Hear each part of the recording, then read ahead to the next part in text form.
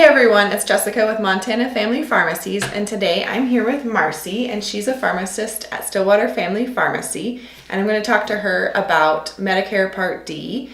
She's going to tell me all about what Medicare Part D is, the open enrollment period, what you need to think about when it comes to Medicare Part D and when you're choosing a Medicare Part D plan, and other terms that people really need to know when it comes to their Medicare Part D coverage.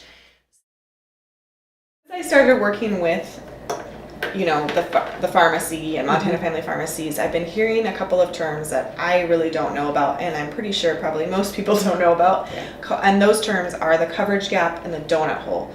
So tell me what those things mean and why you need to know what it is for your own plan and why you should be concerned. Okay, so with all of the plans out there, they all start and end at the same spot as far as the coverage gap or donut hole, okay? There's a magic set of numbers that is the beginning and the end of this donut hole or coverage gap. Some people won't get there. In a year's time, if you're on inexpensive medicine, you won't have to worry about it. If you're on really expensive medicine, you'll get to your coverage gap and out of it in the same fill.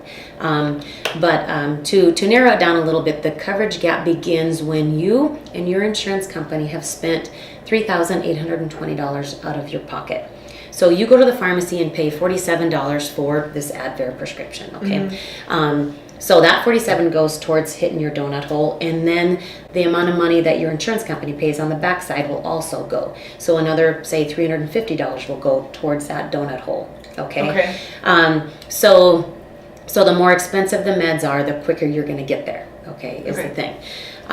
So when you hit that donut hole, when you and your insurance company have spent $38.20 out of your pockets, collectively, you go into the donut hole. Okay, and in the donut hole, you pay 25% of the plan's cost for the brand name drugs and 37% of the cost of the generic drugs in that donut hole.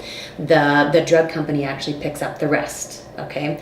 By 2020, they're trying to close that donut hole. Okay, and this is their answer for this year. You're paying less and less in that donut hole each year. Okay, and you will continue to pay those copays. It's not going to be a set copay. Once again, it's going to be kind of an arbitrary number. That's 25% or 37% of the cost of those meds, okay?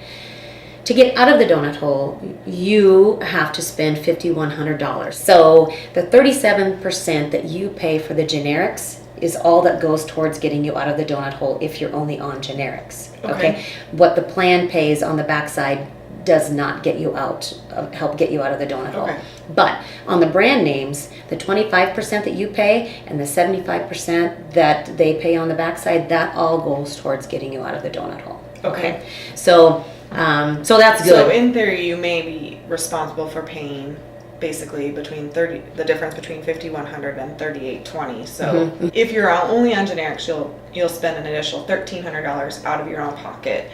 And if you're on brand name, that formulation or that sort of calculation is different, but you're still going to be paying more out of pocket than you were before you were in this coverage gap. That's the main thing to take away. Yeah. Okay. And then after you get out, after the $5,100 mark comes around, then you pay 5% of the cost of that drug, and Medicare pays 95%. So on the other side of the donut hole, it's nice.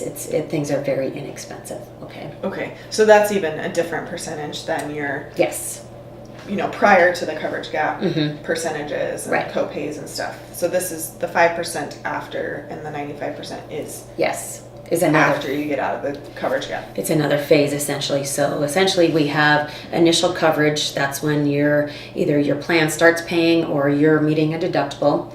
And then you have all the way till you hit donut hole or coverage gap. That's another phase.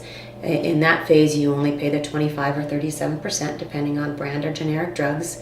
And then after you get out of that donut hole or coverage gap at $5,100, then Medicare pays 95 and you pay 5%. So there's essentially 3 stages of Medicare Part D. You may only hit 1, you may hit 2, you may hit all 3. Okay. So thanks to Marcie, our resident Medicare Part D expert, for sharing all about Medicare Part D with me today. These videos are basically being broken up into chunks of questions so you can digest the information in little bits.